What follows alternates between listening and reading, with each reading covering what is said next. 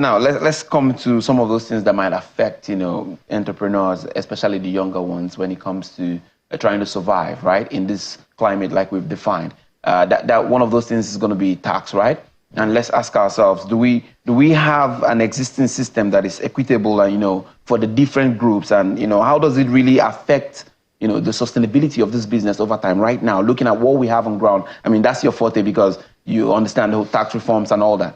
Well, if we look at what we have presently, or what is operating presently, we won't be able to say that we are making the best of it, or we are equitable in terms of our taxing system. What do I mean by that? So many people that are at the lower echelon of the society, they hardly can avoid or run away from what we call taxes and levies.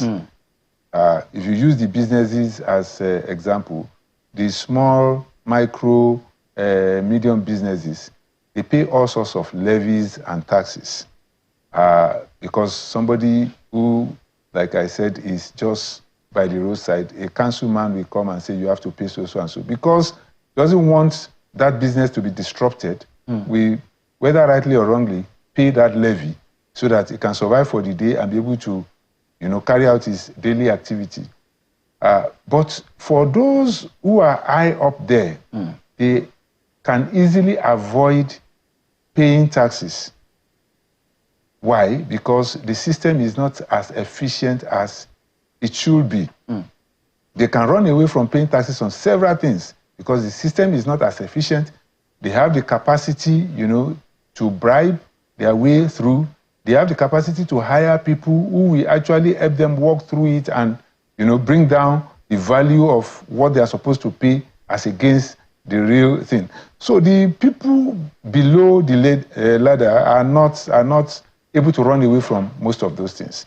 And that is the reason why I feel that, look, our attention on taxes should move away from those people who are struggling and concentrate on those people who are actually the first 10% or 20% of the Nigerian economy.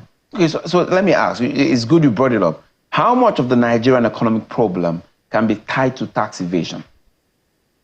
Well, not much.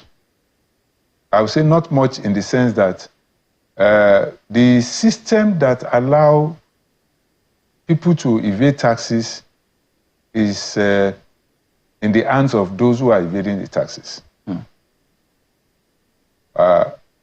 You take a typical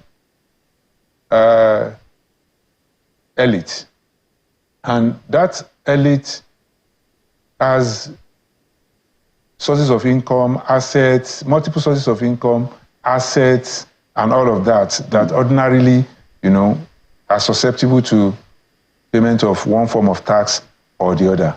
But because of the inefficiency in the system is unable to capture all that person owns and slam, a figure on that particular individual. So the person, without making much effort, will not pay what is due. What do I mean? The system is not integrating my ownership of properties, right, with my ownership of cars, with my bank accounts, all those assets that I own. There's nothing bringing them together to be able to press a button and say, Muritala Awodun, and all of those things we show for tax purpose.